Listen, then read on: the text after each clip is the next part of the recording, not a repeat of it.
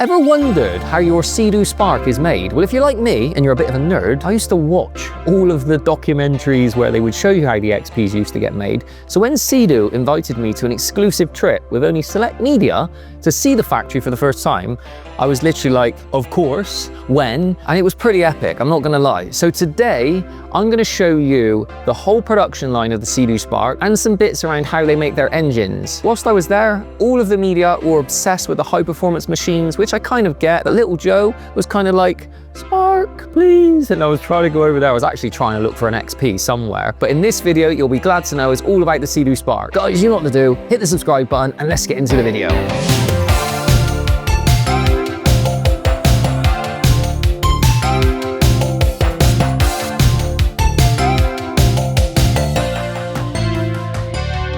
When I was in Mexico, I filmed when I say Megs filmed so much content whilst we were there, I thought it deserved its own dedicated video. And for anyone that's watched the Mexico edit, this is obviously part of that video, but some guys probably just want to see the production line. So I wanted to put this out as a standalone video. Guys, I can't emphasize enough, this was a pretty one-off opportunity. Sea-Doo only lets select media in, and I was one of those people, so I feel super privileged, but it's also not missed on me. You guys are the reason I got to go, because you've watched all my videos, I've made enough noise. I'm like that kid in the back of the car that's like, faster spark, faster spark. And I'm like, come on then, Joe, come have a look at the factory. And obviously there isn't a faster spark yet, but you guys, I'm pretty sure, will enjoy getting to see how the sparks are made. It is pretty cool. There's so much cool intricacies that go into it. So I hope you enjoyed the video, guys. Please consider hitting the subscribe button and let's get into the video. This is crazy. Guys, if you look this way, this is like BRP's headquarter, big office. All of these guys are doing something vital to build your machines.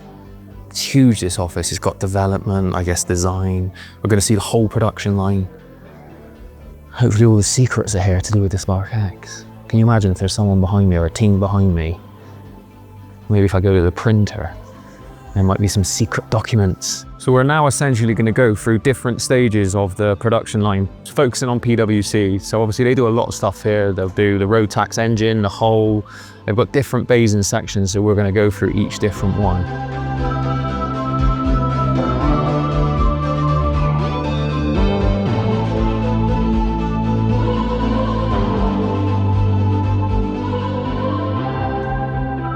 The color's so nice. That's what we need in the garage. We need one of those to move them around. On there right now is Sea-Doo Sparks. As far as you can see, all Sparks. So cool. Of course, obviously, it'd be nice if one of those is a Spark X, but if you've got a Spark or you love the Spark, this is where they're getting made, guys. So guys, behind me, that's actually a carryover color, but it's stunning, the white and red. If you look closely, the way they all move around is actually on like a trackless system. So look at these little dollies that move them around. All of this stuff is just automated. Yeah, you've got humans there doing some of the tasks, but this whole production line is automated, which is crazy. Spark holes. Polytech. Gotta love Polytech. I'm a great advocate of Polytech.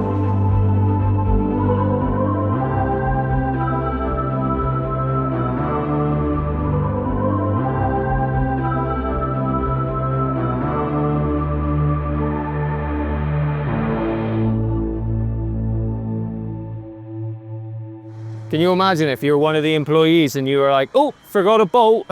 So down there is absolutely hundreds, maybe thousands of Rotax engines, all racked and ready to go into the production line. There'll be some 900 aces down there, some 1630s. Obviously the 900 ace is the one I'm most interested in. But eventually one day, hopefully there'll be a faster engine down there for Rec Light.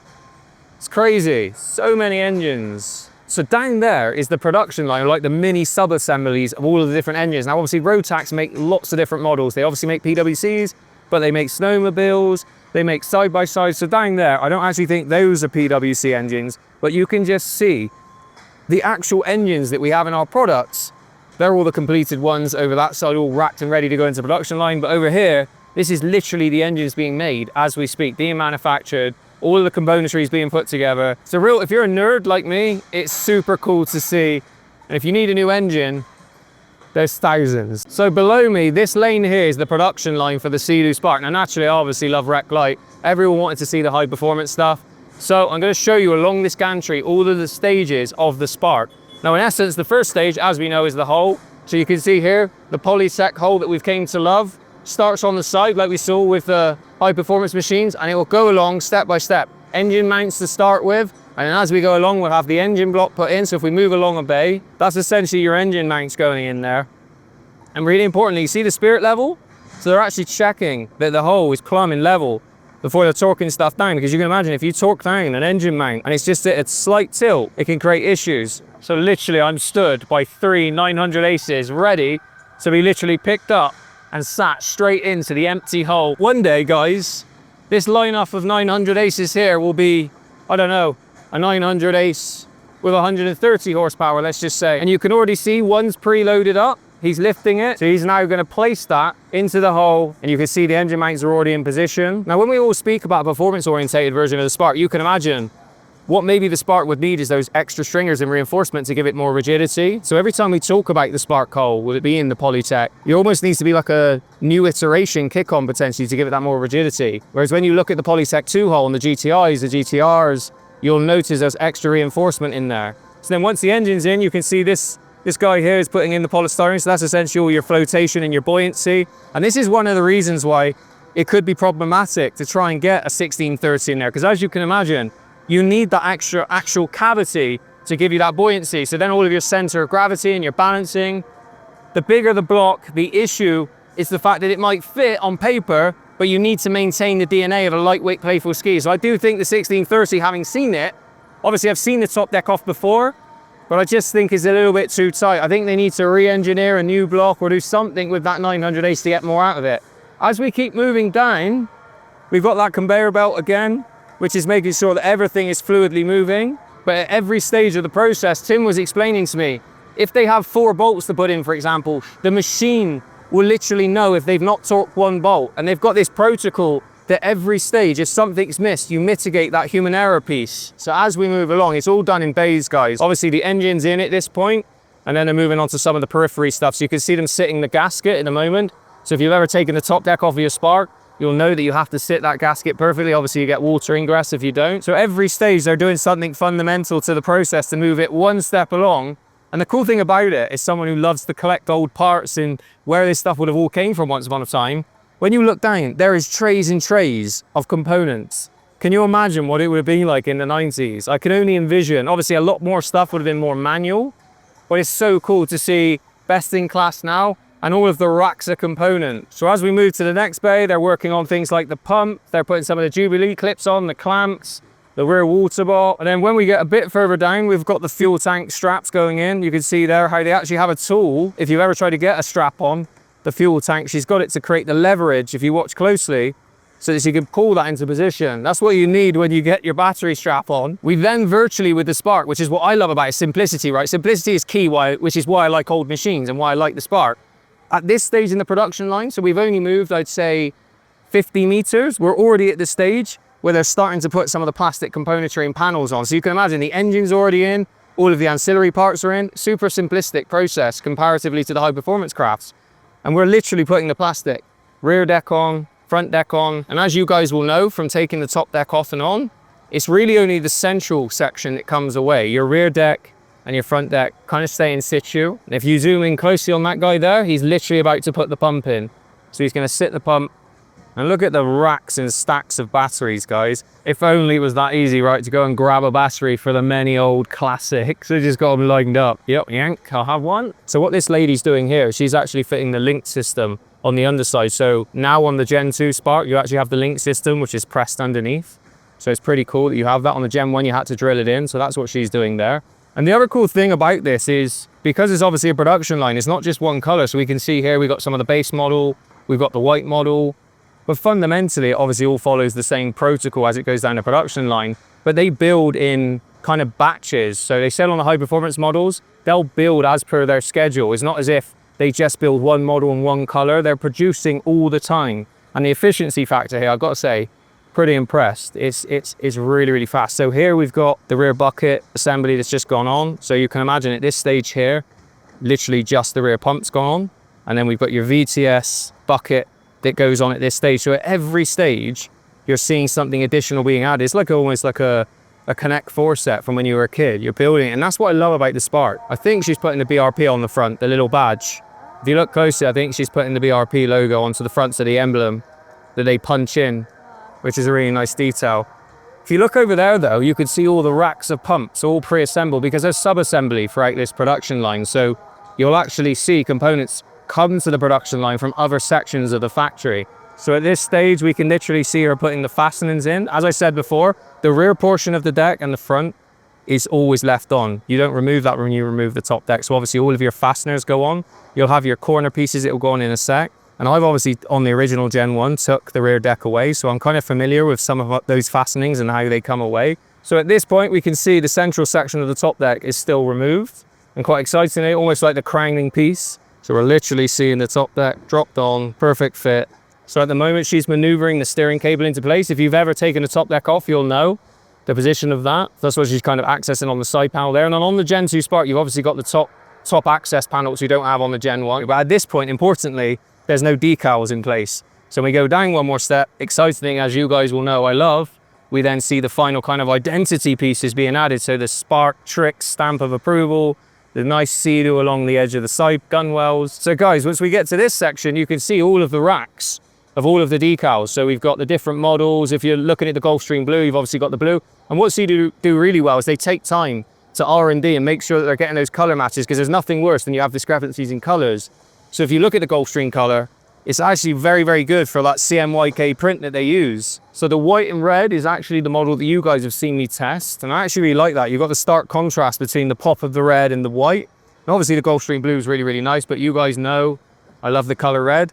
If there was one request, Tim, it would be a few more bold graffiti decals on there. I think that would be the final sort of piece. You can imagine on the Gulfstream Blue, some pops of orange and some more Larry graphics would have been really, really nice. So right there, that tray of graphics is for the whole decal. So the staple look right on the front of the nose underneath the bond line. That's become that sort of synonymous Spark below the waterline kind of decal. And there's just racks of them there. But I think that's the good thing about the contrast package that you guys have gone with. You've got the black and you've got the punch of the color, right? And then the really exciting one, which everyone loves, is the Sea-Doo, which is diagonal. I really wish they would bring back that really vibrant decal though on the side of the graffiti. It just looks like a toy. That's what I love about it. It just looks so exciting. You almost want to jump on that right now and have a blast. You could just tell the confidence, because they do these decals so much, they're not apprehensive to pull the backing off and just straight away on in a oneer. You can imagine if you've ever put decals on yourself, that normally takes you a few tries to get it right. And then we've obviously got the safety tags. So if you've ever picked your unit up from a dealer, or if you've gone into a showroom, you'll notice those tags on the handlebars. And if you're OCD like me, I love to see that they've actually got cellophane all over the nice high gloss handlebar coverings. Safety stickers, of course. So we can actually see as well, they're putting on the front nice accent details. That's one of the components I actually really like about the new Spark. And then we're basically nearly at the end of the production line for the Spark. So comparatively to the high performance models, you've basically got one run. So anyone that knows their retro Sea-Doos will know we had the 91, 92 XP, and although that's not super vibrant like that year, it's definitely a nod, in my opinion, to those original XPs. So that's the Spark production line. Hopefully in years to come, we might have a slightly faster Spark, and I can come back and see it come into fruition, because the Spark is so close. So cool to see it getting built, guys. Here now is basically the testing element. So they'll bring the machine in, they'll put fuel in them, and they'll basically do all the functional tests. On this side, we've got the high performance crafts. If we look over there, which is more relevant to us, we've got the rec light. So you see all the sparks going in, you can see the doors. So there, we literally have a bay designated to just test the engine. My kind of expectation was that you'd have a tank of water, they drop it in, you'd have a guy just razzing it, but he's a little bit more sophisticated than that. But this is the test bay essentially for rec light. A lot of the guys are over there on the high performance, but naturally me, stood here on my own. This is what I want, right? Rec light, that Spark XP. Hopefully one day one will come through this bay and it will have the performance. There we go, so it's running now. Little blip of the throttle. So cool. And there we go. I'm ready to rock and roll. So if you want the Gulfstream and Orange Crush, it's literally being made right here, right now. This is the color that I actually tested a year ago. I actually really like the white and red. I think it pops really, really well.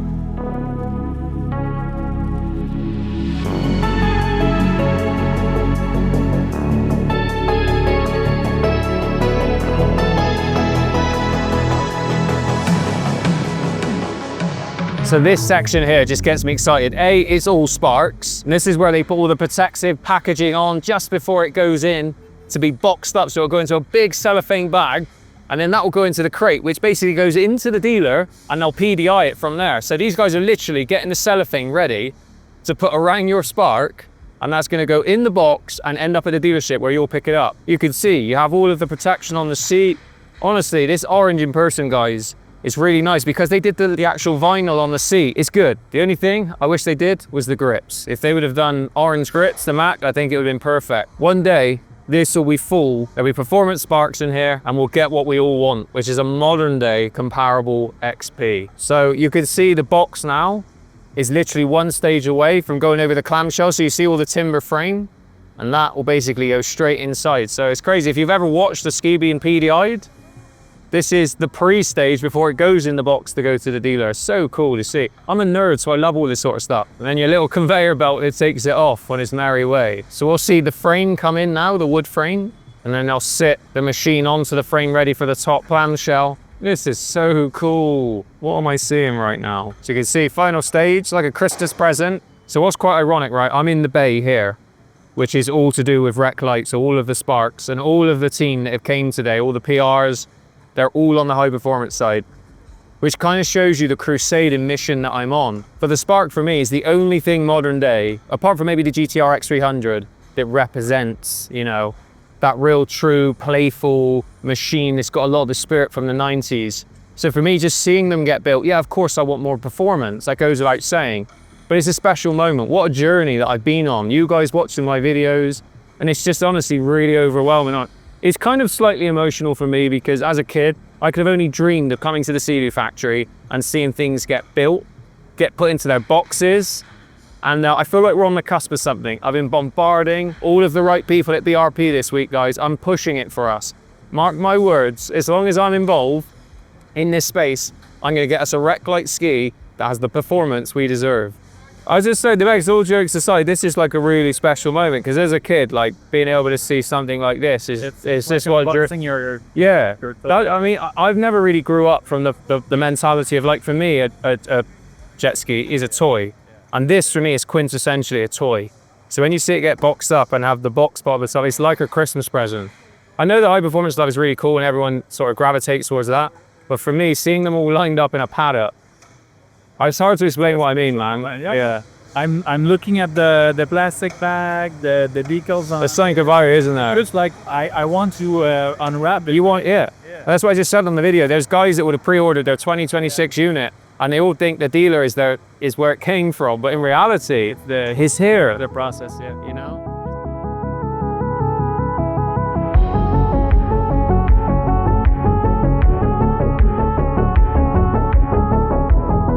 Back to present day Joe. So I hope you enjoyed that, guys. Any eagle-eyed viewers will see that that was footage from the main Mexico edit, but people are also saying to me, Joe, I just want to see the production line, so I wanted to put a dedicated video out. It's pretty damn cool to me still. I got to see it all in person. Some of the stuff I've seen is a cool thing forever, right? I know some stuff gets missed, and in the day and age we're in, people are like, oh yeah, it's just cool, it's a production line. But I'm that kid still that would have loved to have been in a factory all those years ago, and I got to see it all. So I'm not taking it for granted, guys. Thank you for supporting the channel. Thanks for watching. Thanks for keeping that ethos as I am alive, which is ultimately to keep the classics alive.